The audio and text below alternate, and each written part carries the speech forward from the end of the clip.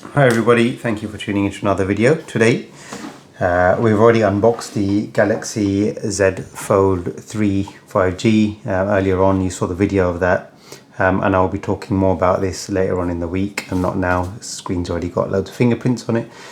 So far so good. Haven't had too much time to play with it because of work, but still a couple more things to set up on there. But it is up and running, and I will be talking about this more. This video here is to unbox another new Galaxy device that was released, well, it's supposed to be released next week, but again, Samsung sent this through 1 week early. So again, thank you very much Samsung for sending this out early. A Galaxy Watch 4 Classic. So we're going to take a look at it. We're going to unbox it, see what we get in the box. Not expecting too much more than the watch and a charger, maybe a couple of bands, and we'll compare it to the old watch. So this is my 2 or 3 year old Galaxy Watch. This is the first Galaxy Watch Classic, I think, in this generation. It's due an upgrade, I suppose. It's as I said, 2-3 years old. I didn't bother upgrading because the last two that came out, I didn't really see any significant benefit in them. They were still running Tizen OS. They looked the same. I didn't really think I was going to get much functional benefits out of upgrading. Whereas this one is now running not just Tizen, but it's actually running Google Wear OS. So hopefully a lot more apps to bring to the table. Maybe even basic stuff like Google Maps is now going to be there, which definitely wasn't there or isn't there in the old Tizen. Don't know about improvement on the screen or not, but there we go. Immediately as I've opened it, you can see there is the device. This is not the 4G version. This is just the one without 4G. I don't need data on the watch. I'm always using it with the phone anyway. It's not ever I'm never in a situation of going running or anything, and I don't have the phone on me, so I don't need that. First thing I will say just out of this is this dial, I don't know if it's just because it's new or not, feels absolutely amazing compared to the old one. And if you can even hear the noise, I'm going to put it to the microphone. That sounds amazing, and it feels amazing. It's got such a lovely click to it, whereas the old one, I don't know if you can hear that one. Also very nice. I think it might just be that the mechanism is tired after a good few years of usage. It has really had really good usage. I've used it in the pool. I've been swimming with this. I don't shower with it because I don't need to, but it's had its fair share of water on it, and to be honest, after that period of time, it's still an absolutely fine watch. I've got the brightness turned down low, but if I turn it up, you can see the display on there is also cracking, so that's fully bright now. It really is 9:30 now, 10:30 at night rather. And overall, I've been having a good experience with this watch since I bought it. It's done the job it's supposed to do. It tells the time. I've been making payments with it, so I'm using the NFC, and there are a lot for payments. I'm hoping to see Google Pay in the new one as well, so let's go and have a look at this. Let's get it out. Immediately, first thing I notice, size wise they look like they're the same, so they're both 46mm models. Thickness wise, again, probably also, I think overall the profile looks a bit smaller, to be honest, because you can see there the overall sachet of the watch is where the lugs are here as well, is a little bit smaller. It's a bit shorter, so it's not going to feel as bulky on the wrist. Looking at the underside, you can see the sensors, a different change in the layout of the sensors. This one is equipped with a lot more than this one in terms of sensors. You're getting a lot more out of this from I guess a health tracking, body tracking sort of perspective. It's going to be interesting to see what's there. Let's go and have a look at the buttons on the side. Again, the same layout. You've got the two buttons there on the side. One is going to, I think, so these both support a double press and a long press for different functionality. The old watch had a bit of sort of a rubber or soft touch finish on the buttons. That's gone from the new watch, which is a bit of a shame, to be honest, because when the watch is wet, if you're using it to flick through your options or whatever, right, settings or looking at stats, and it's wet, you've got a bit of grip on these buttons. Maybe not a big deal, but there is a bit of traction there, right? On the new one, it's just metal. I mean, it's very nice. I like the full black finish, but you haven't really got that traction that you've got with the old buttons on there. So it may not be a big deal, but that's the first thing I've noticed. The button on the top has also got a red rim around it. I don't know if that's to indicate that this is also the power button. On the old watch, the power was controlled via the bottom button there. Let's go ahead and press the top button and see what happens.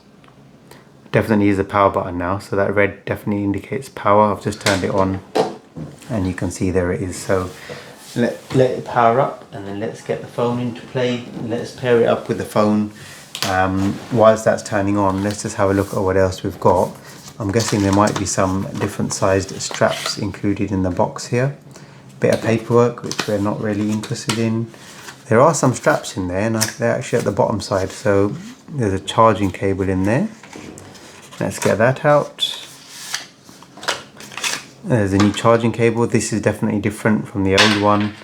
I don't know if you can actually charge this new watch or the old watch using the new charging cable and vice versa. We'll find out in a minute. I've got the old wireless battery pack here as well, so we can do tests to see if you can use your old wireless chargers with the new devices or not, or if you're going to have to start changing your hardware, period, right? So let's go ahead and select the language, English language, yes. Okay, I'm trying to control this while it's close to the camera so you can see what's going on. So I apologize if it looks painful. Let's go through this. So I really do like the full black finish, to be honest, it's nice. Right, so while that turns on, let's go ahead and just get this power pack on. Now I'm going to plug this into the USB-A port and see if the old watch charges with this. Now I'm guessing this is magnetic. This must stick onto the back of this watch even like the old watch charger does. I haven't got the old watch charger handy. Now you can see there it definitely is charging the watch, so that's a good sign, I suppose. Is it charging? Or is it not behaving properly? Maybe not. Maybe it's not. Battery still lowered. Don't know what's going on there, to be honest. I'm going to assume it is 21%, 2 hours remaining. I'm going to assume it's not charging.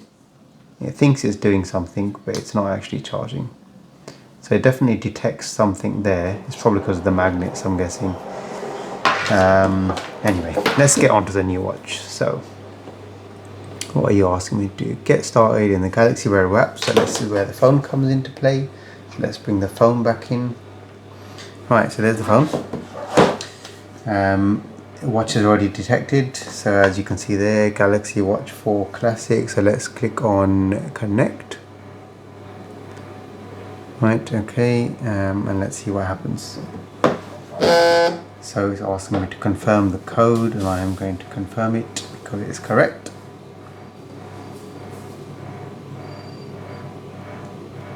Downloading a Watch 4 plugin there, so a new watch plugin is being downloaded. I haven't paired the old watch to the new phone, to be honest. I didn't bother because I was waiting to do this video, and I didn't see the point, to be honest. So it's asking me if I want to link the watch. Yes, of course I do. Allow whatever you like. I think Google owns my life, and Samsung probably owns my life by now. We don't want to share everything, do we? No. Stay connected over Wi-Fi LTE with group. Yep. Okay, and let's do continue. So, don't know if there's going to be an update available already. It's an extremely new device. It's just come out. Once that is going through the setup, I'm going to just remove the charger for now from the actual USB port, and I'm going to drop the watch on there and see if it actually tries to charge. So let's make sure that that is on. So the power bank is definitely on. If I drop this on there, does it charge? Does the charger? Yeah, it does. Look, so that's a good thing. That copy to your watch, copy your Google. Yes, let's copy the Google accounts to the watch. You want to, so just unlock there with my fingerprint button. So the fingerprint scanner on the button here is a lot better, and well, it's a lot faster than the optical fingerprint scanners that are in the later generation phones like the S21, and then definitely my Galaxy Note 10. I prefer the physical fingerprint scanners to the optical one, just for accuracy and speed, to be honest. I'm just going to hide this and enter my password so no one sees it.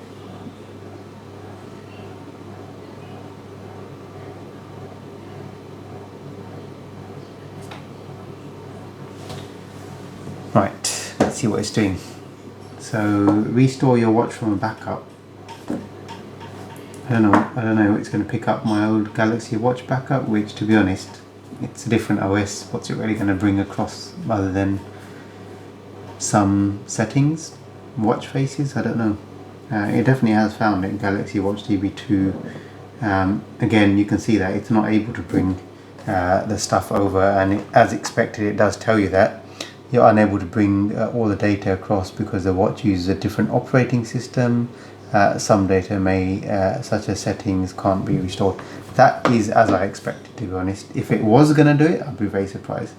Samsung Health, yes, you can bring my Samsung Health information. Obviously that's stored in the cloud. It's not specific to the operating system here, so yeah, bring that stuff across, why not?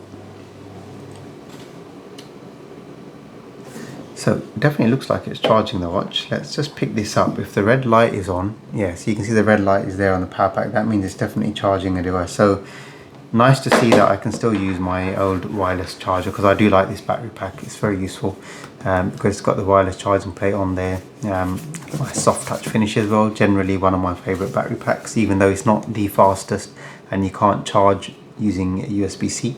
There is another fast charger as well, which is better than this, which is 20,000 milliamps, I think, and supports charging out of USB-C as well. Right, Galaxy Watch 4 Classic.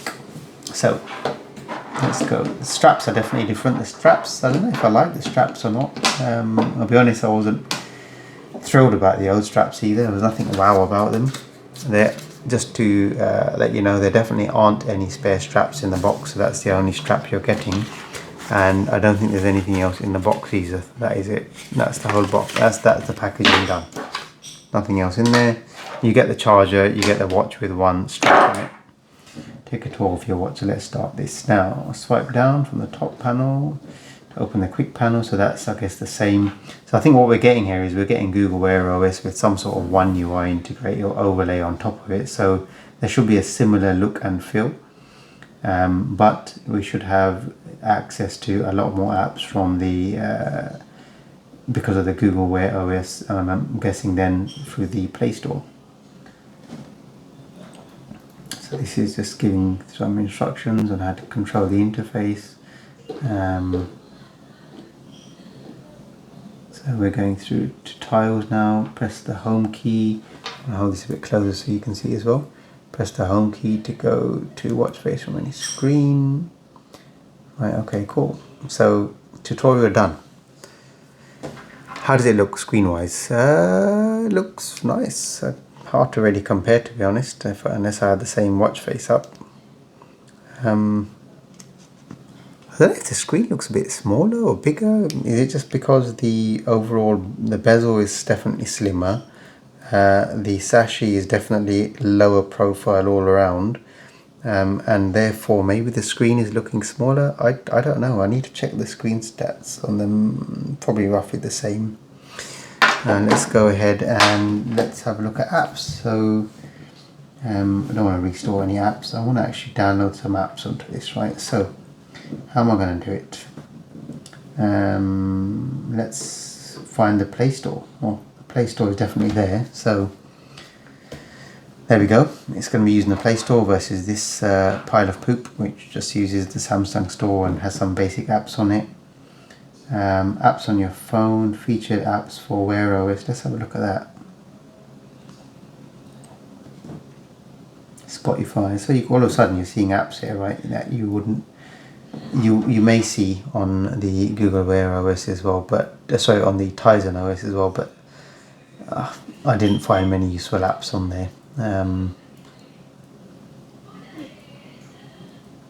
Straight away out of the box I can see that I'm going to find a lot more here versus what I was seeing in the old App Store. I wonder if they've got a Nest app. It would be lovely to see my cameras on my wrist. I think there was something in the past around Google getting rid of the Nest app for, can I search? Let's search for Nest. Search for, this is how I used to text back in the day. For you young kids that are watching this video, you used to have to text on your mobile phone like that. Yeah. I don't know what I did there. Clearly nothing good. I've tried to search for an app. I wonder if I can also search for apps from the phone. Must be able to, right?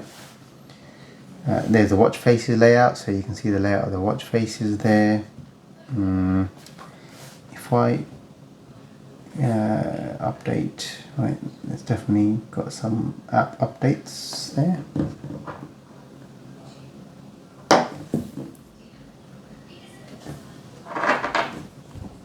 Galaxy Store, we're not really interested in the Galaxy Store, to be honest. Sorry Samsung, but I'm really not interested in the Galaxy Store for my watch. I'm interested in the Google Play Store. I'm going to go to the Google Play Store here and see if I can actually download some apps for the watch. I'm just going to search for Wear OS and see what comes up. Wear OS. So now if I install this, I wonder if I can actually manage my apps on my watch from Wear OS by Google smartwatch. I don't know if this has to be any specific watch that it's going to work with, or if it's just going to work with any Wear OS device. Connect to your watch. Tap your watch name. So I don't know if this is going to work or not, because this is specifically a Samsung device. They might have blocked this from working, which would be a big shame.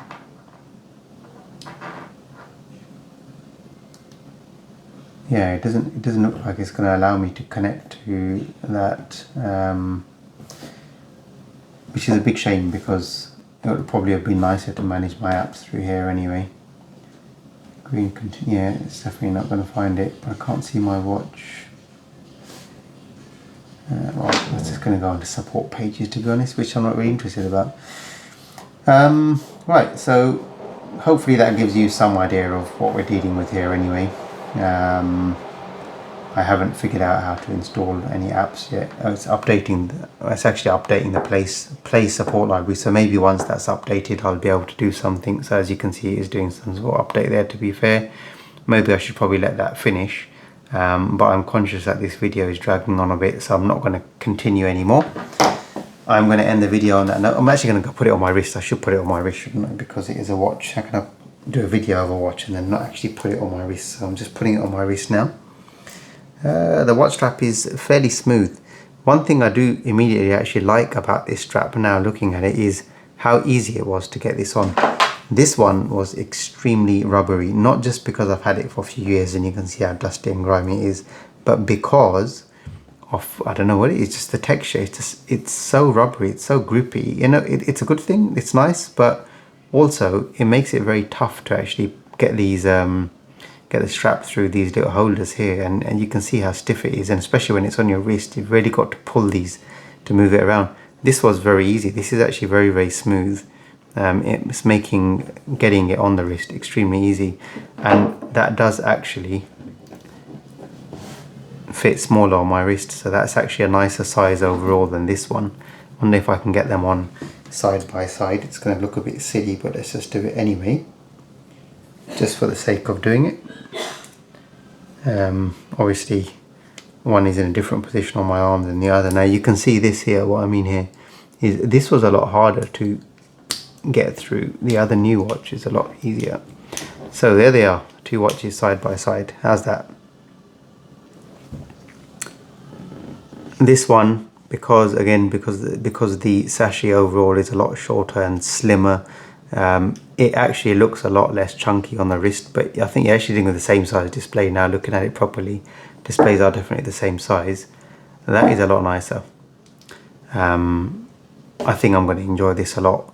If you've got any questions around this, please do ask. I'm just going to search once more for the Nest app because I'm curious. And I'm going to hit search now because it's not updating. I should actually get some results back. Google camera, home slide for what is that? For Home Assistant? Don't know what that is, but maybe I'll install it just for the sake of it. I